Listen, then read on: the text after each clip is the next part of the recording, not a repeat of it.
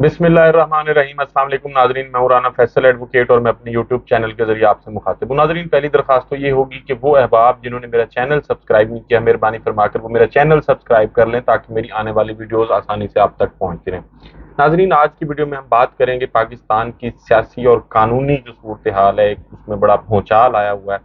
आरिफ अलवी साहब के ट्वीट के बाद। उस पर मुख्तलिफ लोग जो हैं वो कमेंट्स कर रहे हैं, लेकिन बहरहाल होगा वही जो कानून और आइन कहता है। लेकिन उसके साथ साथ आरिफ अलवी साहब की जानिब से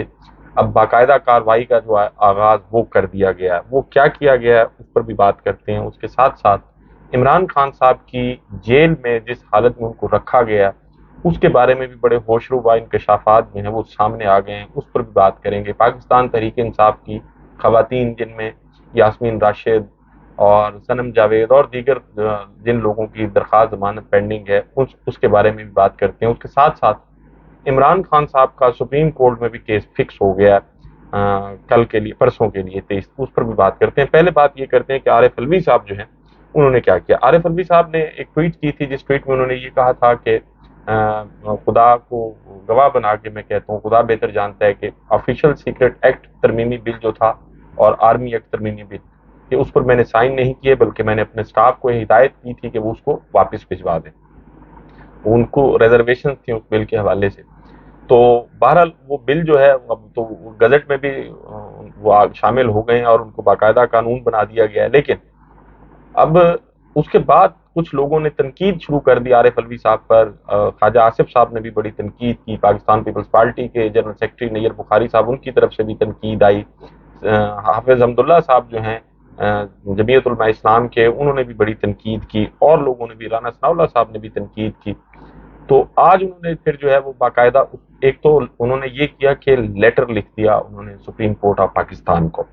अब सुप्रीम कोर्ट ऑफ पाकिस्तान को जो सदर पाकिस्तान की जानिब से लेटर लिखा जाता है, ये आईनी तौर पर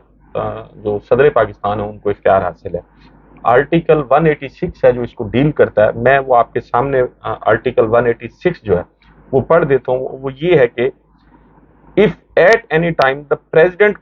considers that it is desirable to obtain the opinion of the Supreme Court on any question of law which he considers of public importance, he may refer the question to the Supreme Court for consideration. अब ये class 2 जो है उसकी उसमें है कि the Supreme Court shall consider a question so referred and report its opinion on the question to the president. अब अगर इसका उर्दू तर्जमा किया जाए तो ये सुप्रीम कोर्ट का एक मशावरती इख्तियार है। अगर किसी वक्त सदर मुनासिब ख्याल करे कि किसी कानूनी मसला के बारे में जिसको वो अवामी अहमियत का हामिल ख्याल करता है, अदालत उज़्मा की राय हासिल की जाए, तो वो इस मसले को अदालत उज़्मा के गौर के लिए भेज सकता है। और फिर जो क्लास 2 थी उसकी, अदालत उज़्मा इस मसला पर गौर करेगी और सदर को इस मसला के बारे में अपनी राय से मुतला करेगी। उसके साथ साथ एक तो ये लेटर लिख दिया गया और उसके बाद फिर जाहिर है कि सदर साहब का जो ट्वीट था, उस ट्वीट में फिर ये भी बात की जा रही थी कि जी कुछ लोगों की जानिब से कि जी उन्होंने अपने स्टाफ के खिलाफ कार्रवाई क्यों नहीं की। तो आज यानी जो कल का वाज़ेह बयान, उसके बाद ऐवान सदर ने सदर मुमलिकत की जो सेक्रेटरी की खिदमात हैं वो एस्टेब्लिशमेंट डिवीजन को वापस कर दिए हैं। लेटर लिख दिया गया है और वो उन्होंने वज़ीर आज़म के प्रिंसिपल सेक्रेटरी के नाम खत लिखा है कि वकार अहमद सदर मुमलिकत के जो सेक्रेटरी की खिदमात की मजीद ज़रूरत नहीं और उनकी खिदमात जो है वो एस्टेब्लिशमेंट डिवीजन को वापस की जा रही हैं, ये ऐवान सदर ने कहा है। और पाकिस्तान एडमिनिस्ट्रेटिव सर्विस की 22 ग्रेड की ऑफिसर हुमैरा अहमद को बतौर सदर मुमलिकत की सेक्रेटरी के तौर पर तैनात किया जाए। यानी अब आरिफ अलवी साहब जो है वो उन्होंने झुकने से इनकार कर दिया है और जो उनका मौक़िफ़ था, जो उनका स्टांस था, उस पर वो डट गए हैं। बहुत सारे लोगों की जानिब से उन पर दबाव भी डाला जा रहा था, कुछ ताकतवर हल्कों की जानिब से भी दबाव डाला जा रहा था, लेकिन आरिफ अलवी साहब जो है उन्होंने किसी दबाव में आने से इनकार करते हुए एक तो लेटर लिख दिया गया अपने उस ट्वीट पर, वो अभी बदस्तूर कायम है। और उसके साथ साथ मुतलका लोगों के खिलाफ जो कार्रवाई है वो भी शुरू कर दी गई है। उसके साथ साथ नाजरीन, इमरान खान साहब जो है उसके बारे में बात करते हैं। उनके जो केसेस आपको पता है बहुत सारी अदालतों में ज़ेर समाअत है। एक तो उनका हक़ दिफा ख़त्म हुआ और दीगर उनकी जो मिसलिनियस पेटिशन थी, एप्लीकेशन थी, वो खारिज होने के खिलाफ सुप्रीम कोर्ट ऑफ पाकिस्तान में उनका केस जो है वो 23 तारीख के लिए फिक्स हो गया। और سپریم کورٹ میں جو اس کیس کی سماعت کرے گا وہ 3 رکنی بینچ ہے، جس میں چیف جسٹس عمر عطا بدیال صاحب، مظاہر علی اکبر نقوی صاحب اور جسٹس جمال مندوخیل یہ بینچ کا حصہ ہیں۔ اس کے ساتھ ساتھ ناظرین کل یعنی 22 تاریخ کو عمران خان صاحب کا توشہ خانہ کیس میں جو ان کی اپیل ہے وہ بھی اسلام آباد ہائی کورٹ میں زیر سماعت ہے۔ اور میں پہلے بھی اپنے ویڈیوز میں بات کر چکا ہوں کہ کیونکہ عمران خان صاحب کو 3 سال کی سزا سنائی گئی تھی، تو 3 سال کی سزا جو ہے وہ ایک شارٹ سینٹنس کنسیڈر ہوتی ہے، اور شارٹ سینٹنس جو ہے وہ بہرحال جب اس کی اپلیکیشن فائل کی جاتی ہے مین اپیل کے ساتھ اور اس پر بحث ہو جائے تو شارٹ سینٹنس جو ہے وہ سسپینڈ ہو جاتی ہے۔ تو توشہ خانہ کیس میں بھی امید یہی ہے کہ عمران خان صاحب جو ہے وہ ان کی سزا کو معطل کر دیا جائے گا۔ اس کے ساتھ ساتھ ناظرین آپ کو پتہ ہے کہ عمران خان صاحب چونکہ وہ توشہ خانہ کیس میں جیل میں اٹک جیل میں، اور ان کے وکلاء کی جانب سے اور ان کی اہلیہ کی جانب سے پیٹیشنز بھی فائل کی گئی ہیں، اپلیکیشنز بھی دی گئی ہیں کہ ان کے ساتھ اچھا سلوک نہیں کیا جا رہا، اور قانون کے مطابق جو سہولیات انہیں دی جانی چاہیے وہ سہولیات نہیں دی جا رہی۔ ناظرین وہ لوگ جو کورٹس کو اور عدالتی طریقہ کار کو بہتر سمجھتے ہیں ان کو پتہ ہے کہ کسی بھی شہر کی جیل میں وہاں کی جو جوڈیشری ہوتی ہے، سیشن جج صاحب، ایڈیشنل سیشن جج، سینئر سول جج اور مجسٹریٹ صاحبان جو ہیں یہ منتھلی اور سم ٹائم جو ہے وہ 15 دن کے بعد بھی وزٹ کرتے ہیں، اور وہاں جا کے وہ قیدیوں سے پوچھتے ہیں، ان کے مسائل پوچھتے ہیں، جیل کی حالت زار دیکھتے ہیں، جیل کا ہاسپٹل، جیل کا کچن، واش روم، اور جو قیدیوں کو جو کھانا فراہم کیا جاتا ہے اس کو دیکھا جاتا ہے، تو قیدیوں سے ان کے مسائل پوچھے جاتے ہیں۔ تو ایڈیشنل سیشن جج جو ہیں انہوں نے وہ اپنا روٹین کا جو دورہ ہے وہ کیا۔ ایڈیشنل سیشن جج ہیں شفقت اللہ صاحب، انہوں نے بھانڈا پھوڑ دیا عمران خان کے ساتھ جو سلوک کیا جا رہا ہے اور جو حکومت کی جانب سے موقف تھا وہ جھوٹ ثابت ہو گیا۔ انہوں نے کہا کہ جی 15 اگست کو اٹک جیل کا دورہ کیا، چیئرمین عمران خان کے سیل کے عین باہر CCTV کیمرے نصب ہیں، اور چیئرمین عمران خان کے ٹائلٹ کی ایل شکل کی دیوار محض 2.5 سے 3 فٹ اونچی ہے۔ 5 سے 6 فٹ کی بلندی پر لگے CCTV کیمرہ کی وجہ سے چیئرمین عمران خان کو ٹوائلٹ کے استعمال اور دوران غسل بھی کوئی پرائیویسی میسر نہیں ہے۔ چیئرمین عمران خان کی شکایات مکمل طور پر درست ہیں، اور چیئرمین عمران خان کو اس حالت میں رکھنا پاکستان پریزن رولز 257 اور 771 کی صریح خلاف ورزی ہے۔ اور ان سے پھر عمران خان نے یہ شکایت بھی کی، ایک تو یہ اس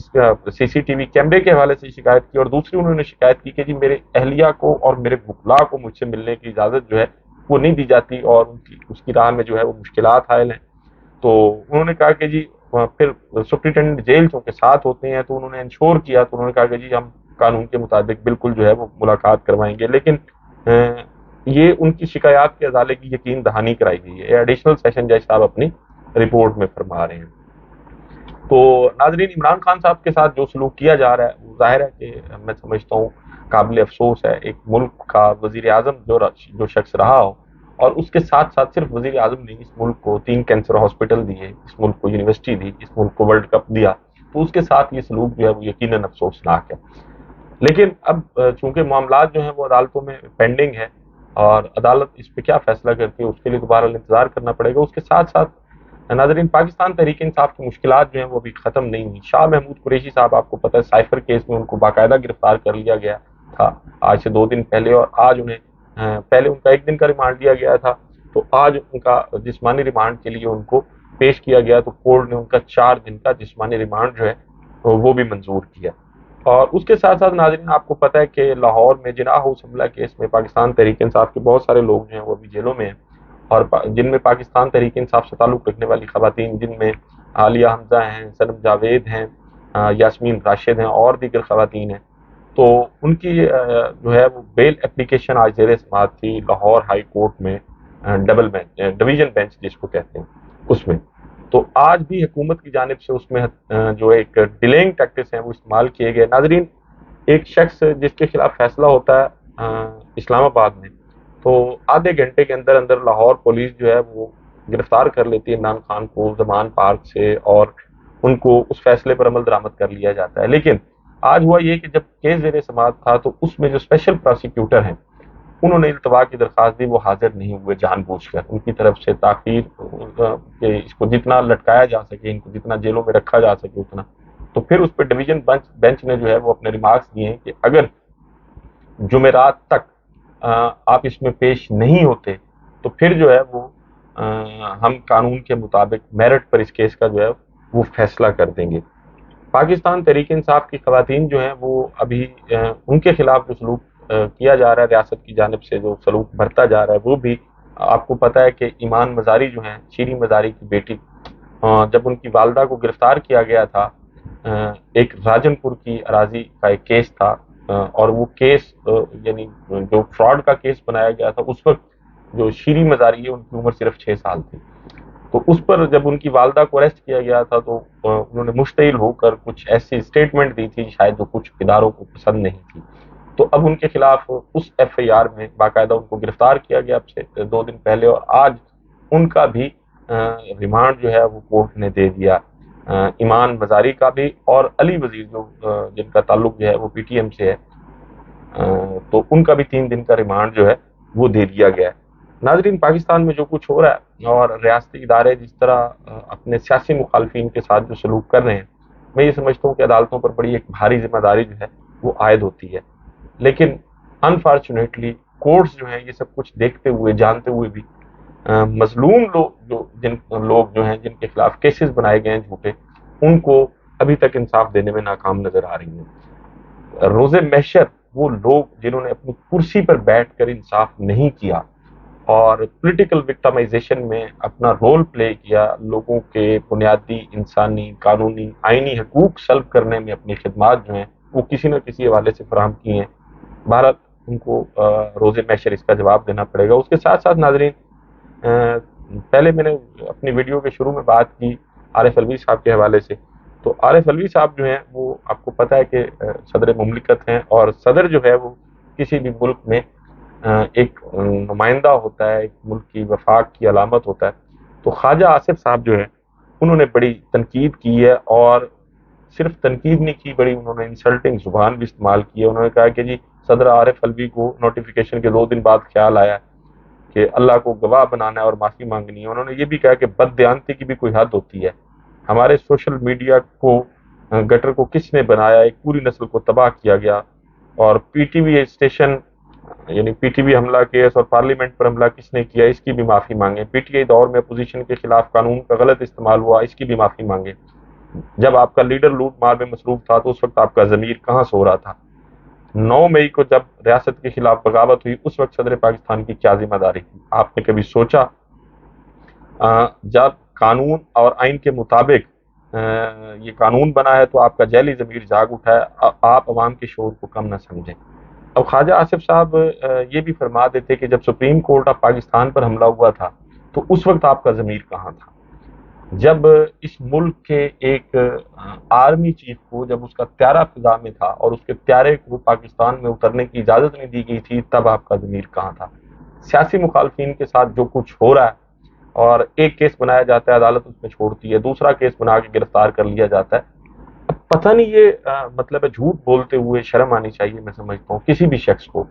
خواجہ آصف صاحب جو اس ملک میں بڑے اہم عہدوں پر فائز رہے ہیں، جب ان کی طرف سے بھی اس قسم کی گفتگو سامنے آتی ہے تو پھر افسوس بھی ہوتا ہے۔ خواجہ صاحب